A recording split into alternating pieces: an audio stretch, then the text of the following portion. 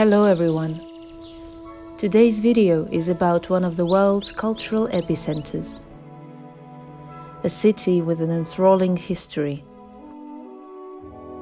A piece of the old world that never ceases to impress. Vienna.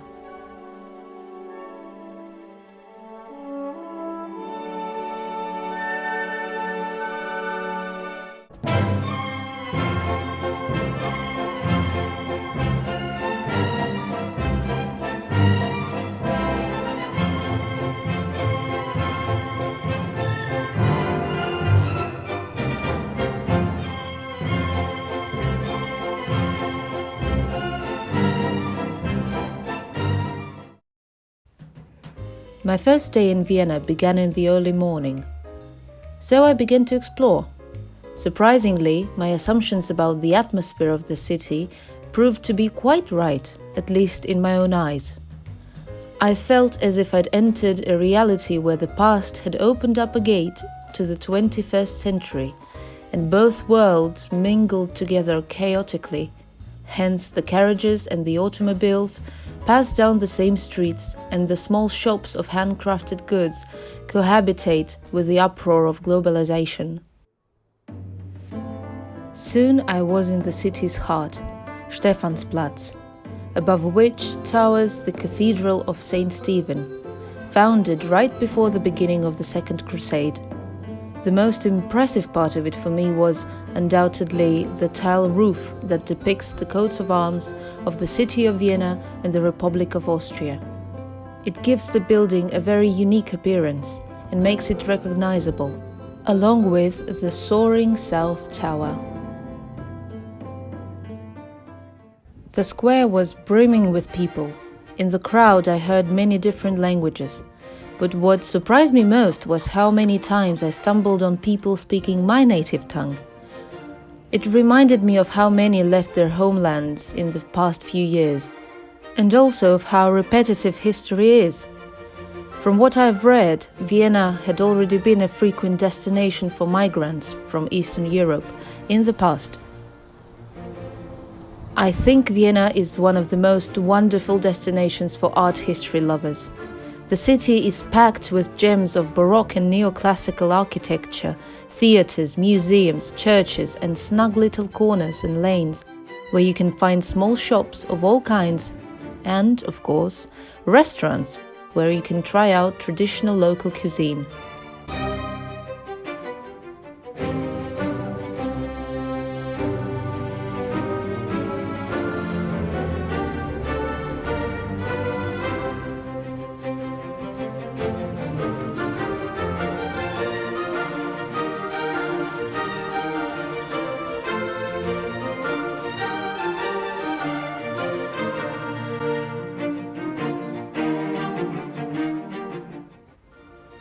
I began the second day of my trip by taking a long walk before breakfast. I honestly overestimated my endurance and underestimated the vastness of the city. I ended up walking for around 2 hours, simply observing the numerous buildings on my way, and at last came to my destination absolutely starving. I decided to have breakfast at the Central Café and try out one of the country's most adored pastries, the apple strudel. The Central Café was one of the most beloved spots of the intellectuals of the 19th century. Until this day, it maintains its pompous atmosphere with its vaulted ceiling, columns, and enormous windows. Somehow, although the place was quite crowded and the queue didn't cease to be replenished outside, inside the atmosphere inspired calmness and peaceful enjoyment of the present moment.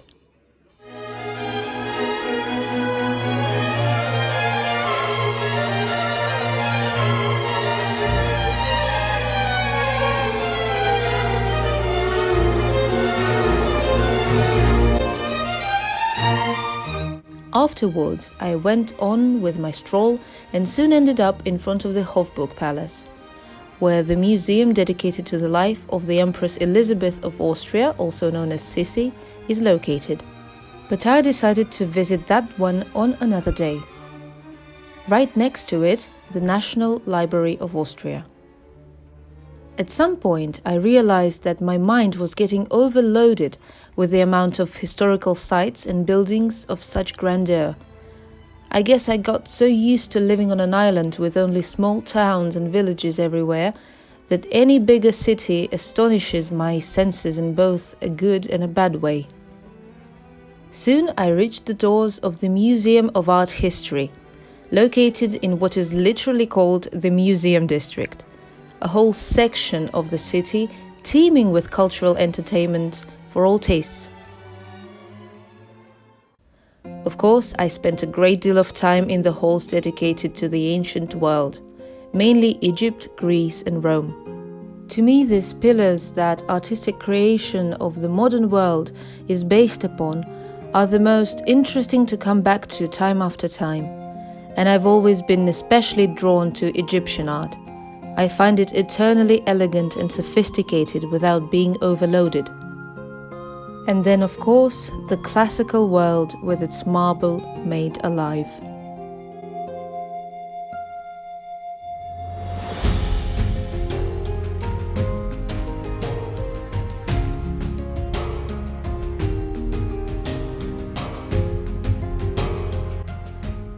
Immediately after came a myriad of halls replete with paintings.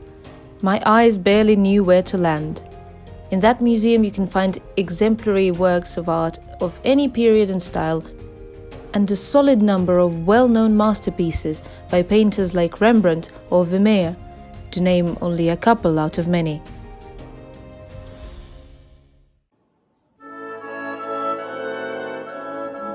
Now, the museum building itself is a work of art on its own, and you can take a moment to appreciate its intricate details by having a warm beverage at the cafeteria you can find right inside the museum.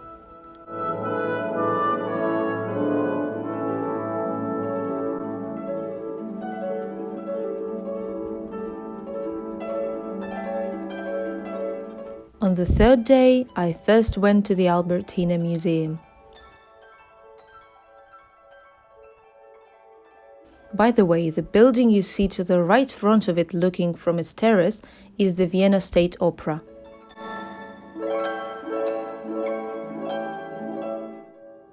Inside the museum, first I went to see the staterooms. The building used to be the place of residence of a number of generations of Habsburg archdukes, and you can see the ambient in which they lived in those pompously decorated spaces.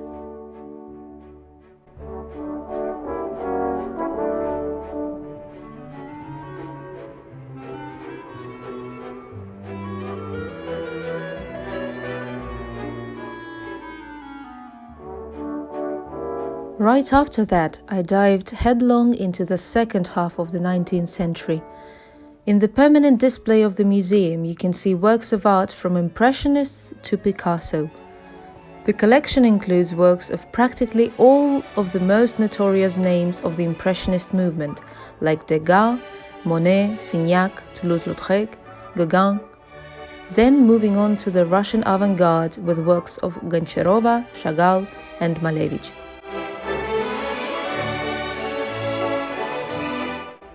And continuing with many other styles and artists all the way through the turn of the centuries and further.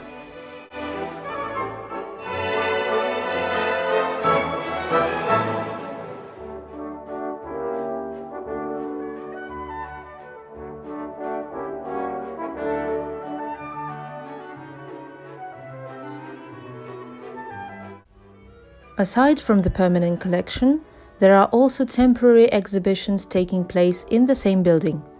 At the time of my trip, there was one titled Michelangelo and Beyond, the main concept of which was to show the evolution of how the human body was depicted throughout the centuries and the different art movements, beginning with the Renaissance. The thought that I was left with from that exhibition was that the progress in how we view both male and female bodies and beauty standards is constant and somewhat repetitive. It's more like a wave, sometimes hitting the farther limits of openness, sometimes enclosing back in rigid cages. Later the same day, I went all the way to the Belvedere Palace on foot.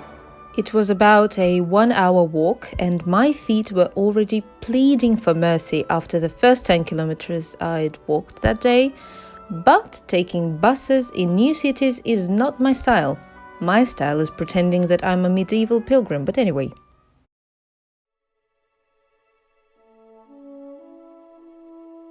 The Upper Belvedere was built as a summer residence for Prince Eugene of Savoy, renowned as one of the greatest military commanders of his era.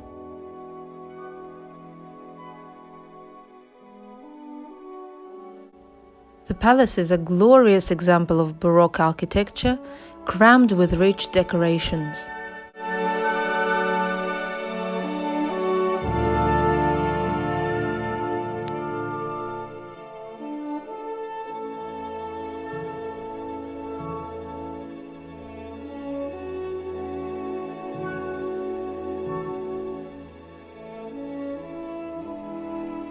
But what most people come to see here are the paintings of Gustav Klimt.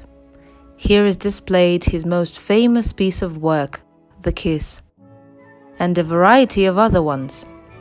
I saw some of the paintings for the first time, and for some reason, the ones that made me linger looking at them for the longest time were the unfinished ones. Other halls of the palace are also filled with paintings from many different artistic movements. But that time I stayed mostly perusing works from around the 18th century. What I focused on was the way the paint is put on the canvas. How with every single painter, though their styles might seem alike from afar, the brush stroke changes. And then I remembered something silly I read on the internet once, which was along the lines of, watch how a painter spreads butter over bread and you'll know how he puts paint on canvas. When I first read it, I started to observe the people that I have around. Fortunately, many of them have painted at least something in their lifetime, and I found it amusing how it actually seems to be quite right. I myself spread butter on bread thinly and as neatly as possible without leaving any clumps or rough edges, and I do the same when I paint. So there I was at the museum, scrutinizing every painting and thus finding out how each of those painters, living centuries before me, spread their butter.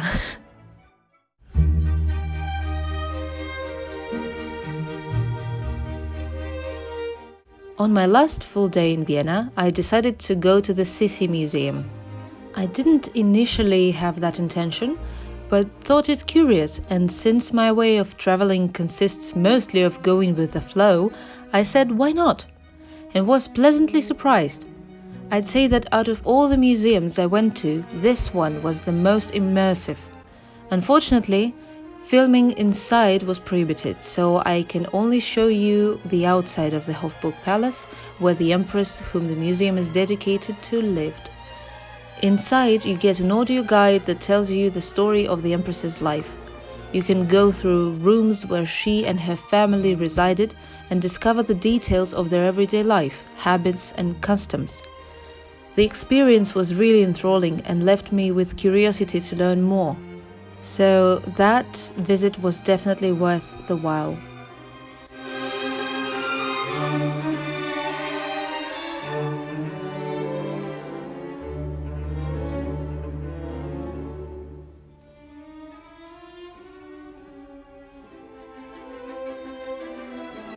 Next, another stroll that led me to the Burgtheater, the National Theatre of Austria and one of the most important theatres in the world. Some of Mozart's operas and Beethoven's symphonies had been performed for the first time inside these walls. And right in front of it stands the Vienna City Hall, a neo-Gothic building constructed in the 1870s. In me, it evoked a sensation of being inside some historical novel with elements of fantasy.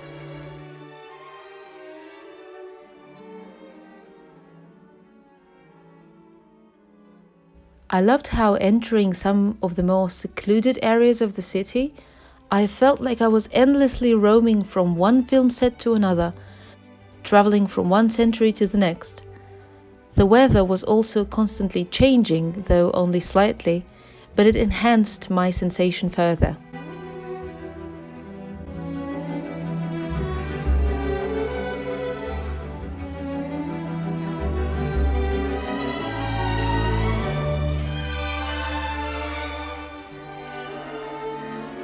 In the evening, I decided it was time to try out the famous Sacher chocolate cake in the hotel of the same name. I must say, the dessert itself didn't impress me all that much, but the delivery and the overall atmosphere of the place made it a great way to conclude another day spent in palaces and grand avenues.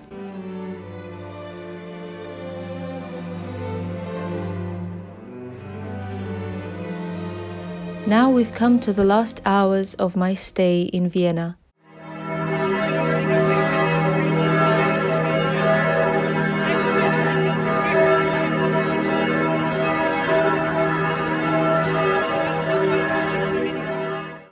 So it's time to share a few last things that visit my mind when I remember that city. First and foremost, I'm convinced that my trip was way too short to really begin to grasp the city's true life and everything it has to offer. I can't count how many more things one can visit and learn being there, but for a first meeting, that will do. I can't not mention also how many things I realized about myself during those few days. I became especially aware of how much the Spanish ways of living have rooted in me. In Austria, I felt like a little bit of an alien. What do you mean you have dinner at 6 o'clock? And the streets become desolate at 7? Oh, and don't get me started on the coffee.